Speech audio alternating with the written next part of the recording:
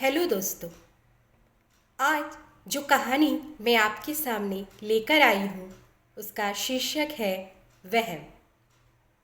जी हाँ, वहम। ये शब्द सुनने में जितना अजीब लगता है उतना ही ये पेचीदा इसका अर्थ भी है, क्योंकि इस शब्द से जुड़ा घाव न सिर्फ दिल को बल्कि दिमाग को भी पूरी तरह से अपने वश में कर लेता है। फिर हम वही कर गुजरते हैं जो शायद हम कभी करना नहीं चाहते या सोचना भी नहीं चाहते। जी, वही आज की इस आधुनिकता के युग में भी जहाँ दुनिया इतनी एडवांस हो चुकी है, ऐसे कुछ लोग आज भी यहाँ मौजूद हैं जो इस शब्द के घाव से उबरने की जगह अपने वास्तविकता को भूलकर अपने रिश्ते के वजूद को ही खो बैठते हैं। उसी प्रकार जैसे आज इस कहानी के किरदारों के साथ होता है। ये कहानी ऐसे ही भ्रमित करने वाले कुछ लोगों के जज्बातों पर आधारित है।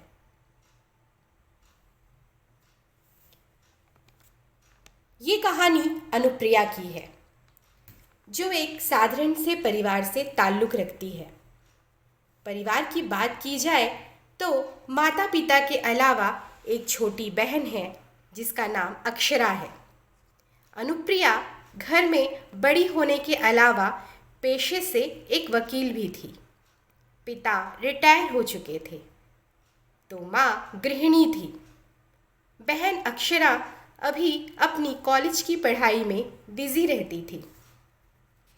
इन सब के बीच अनुप्रिया अपनी मौजूदगी का एहसास हर वक्त सबको कराती रहती थी, क्योंकि वो अपने परिवार से बहुत प्यार करती थी, खासकर अपनी छोटी बहन अक्षरा से। अपने वकालत के पेशे से जब भी उसे समय मिलता वो अपना पूरा टाइम अपने परिवार के साथ बिताती। चूँकि वो बड़ी थी तो उसे अपनी जिम्मेदारियों का तो एहसास होना ही था, इसीलिए माता पिता उसे लेकर हमेशा निश्चिंत रहते। उन्हें पता था वो एक अच्छी सुलझी बेटी होने के साथ ही एक अच्छी वकील भी थी। हमेशा सच का साथ देना और झूठ का पर्दाफाश करना उसकी प्रायोरिटी में शामिल था। उसका हर केस इसी सच और झूठ के बुनियाद पर ही अक्सर टिका होता था। वो अपने घर और काम के बीच के दायरों को अक्सर मेंटेन रखती। उसके लिए हर केस एक चुनौती के जैसा था, जिसे हारना या जीतना उतना ज़रूरी नहीं था, बजाय इसके कि उस केस से सामने वाले को निष्पक्ष इंसाफ मिले। उसकी प्राथमिकता हमेशा इसी पर टिकी होती थी। इस तरह सब कुछ सही चल रहा था। परिवार और काम दोनों को साथ साथ लिए वो हर दिन की शुरुआत करती। परिवार में उनका कोई बेटा नहीं था, तो अनुप्रिया ने ही बेटा बनकर परिवार के हर छोटे बड़े मामलों, खुशी हो या दुख, हर स्थिति की बागडोर अच्छे से संभाल रखी थी। पिता तो चाहते थे कि अनुप्रिया चूँकि अपने कामकाज में तो सेटल ही थी, अब अपने जीवन में भी अपनी शादी करके सेटल हो जाए, पर उन्हें हमेशा यही लगता कि उसकी शादी के बाद उनके घर की स्थिति कैसी होगी। घर में किसी लड़के के ना होने से पूरी जिम्मेदारी उनकी बेटी पर ही तो थी, तो यदि वो भी चली गई तो घर कैसे संभलेगा। यही सोचकर वो अनुप्रिया पर शादी का दबाव कभी नहीं डालते थे। उन्होंने सब समय पर छोड़ दिया, क्योंकि उन्हें अपनी बेटी की काबिलियत पर पूरा विश्वास था कि समय आने पर उसे उसका सही लाइफ पार्टनर ज़रूर मिल जाएगा। इस तरह बेटी का मोह उन्हें कुछ भी बताने से हमेशा रोकता था। कहीं ना कहीं अनुप्रिया भी ये सब समझती थी, पर उसे भी हमेशा खुद से पहले अपने परिवार को सहेज कर रखने का जुनून था।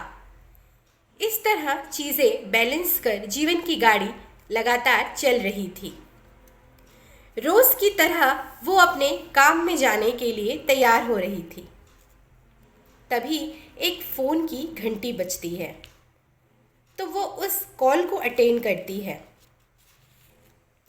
तो पता चलता है कि एक नया और पेचीदा केस उसका कोर्ट रूम में बेसब्री से इंतज़ार कर रहा है। इस तरह वो जल्द से जल्द अपने ऑफिस के लिए निकलती है।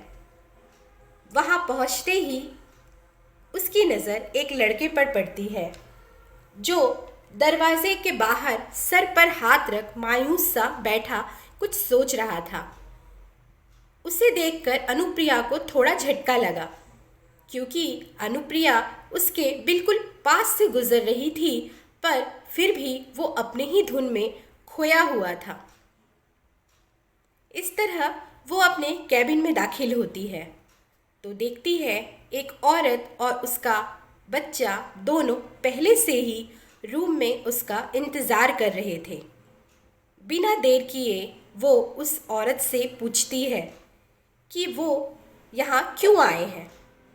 अनुप्रिया को देख वो औरत उसके पैर पर गिर जाती है, अपने बच्चे को साथ लिए हाथ जोड़ रोने लगती है। कहती है कि उसे इंसाफ चाहिए, वरना वो जी नहीं पाएगी। अनुप्रिया उसे धीरे से उठाती है और कहती है, पहले तो आप चुप हो जाइए और फिर बताइए कि बात क्या है। कुर्सी की तरफ इशारा करते हुए कहती है कि पहले इत्मीनान से बैठिए और पानी पीजिए। देखिए, आपको इस हाल में देखकर ये बच्चा भी कितना डर गया है, इसलिए शांत हो जाइए और बताइए कि आखिर बात क्या है। वो औरत बताती है कि जो लड़का बाहर बैठा है वो और कोई नहीं बल्कि उसका पति है, जिससे वो अलग होना चाहती है, पर उसका पति उसे छोड़ना नहीं चाहता, इसलिए वो डाइवोर्स लेकर उससे अलग होना चाहती है और यही वजह है उसकी यहाँ आने की। अनुप्रिया पूछती है कि अगर उसका पति उसे छोड़ना नहीं चाहता तो वो उससे क्यों अलग होना चाहती है। क्या उसका पति उससे प्यार नहीं करता? क्या उसे परेशान करता है? या फिर किसी प्रकार का कोई अत्याचार या कोई और वजह है जो वो इस रिश्ते से खुश नहीं है? अगर ऐसा कुछ भी है तो केस आसानी से बन सकता है, पर अगर कोई ठोस वजह न हुई तो समय भी लग सकता है।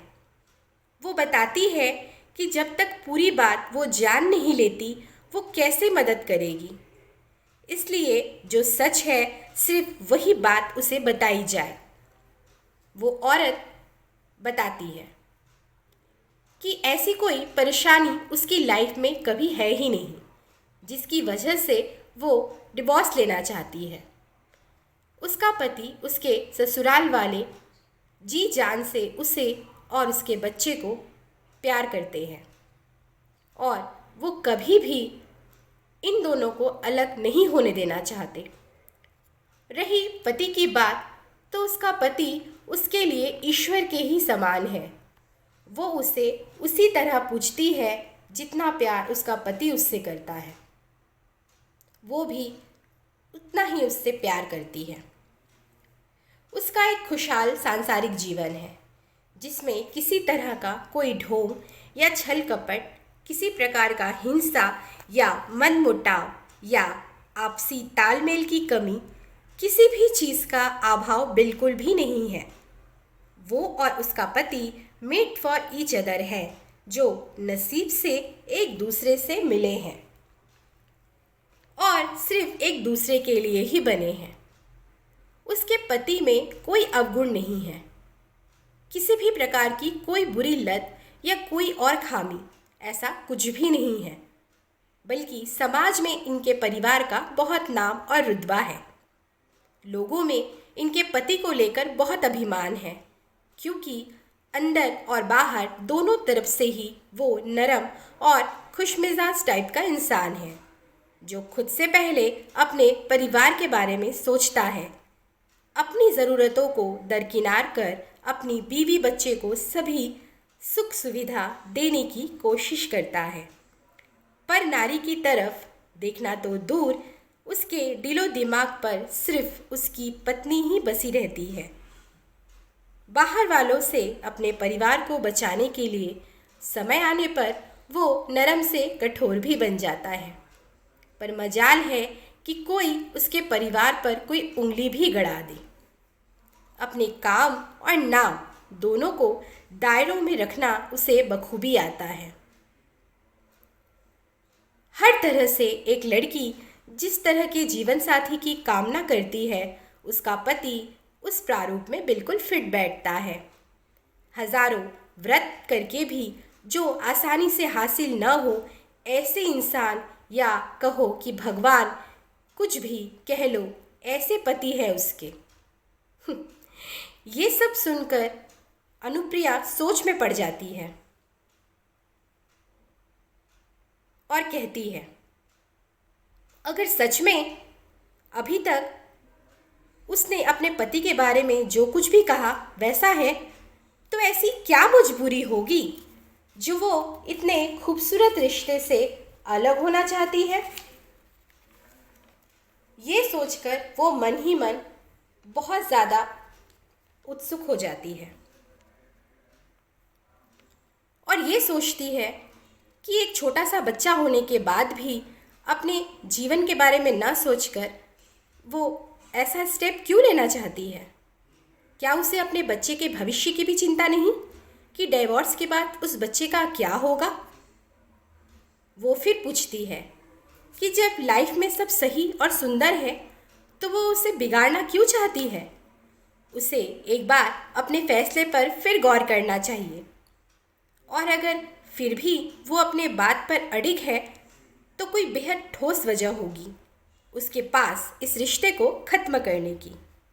तो अगर ऐसा ही है तो वो क्या वजह है, ये जानना बहुत ज़रूरी है, जो इस बेहतरीन रिश्ते पर भारी पड़ रहा है, जिसकी वजह से इतना बड़ा फैसला लेने पर ये मजबूर हो रही है। और इसके बाद जो सच सामने आता है, जो उस औरत ने अपने रिश्ते को ख़त्म करने की जो दलील दी, उसे सुनकर अनुप्रिया स्तब्ध हो जाती है। उसे अपने कानों पर यकीन नहीं होता कि क्या वाकई आज की इस भीड़ भाड़ की दुनिया में कोई नारी अपनी लाइफ के साथ खेल खेल सकती है। और ऐसा इसलिए क्योंकि वो वहम में जी रही है, या फिर ये क्या है। ये वजह काफ़ी हैरान कर देने वाली थी।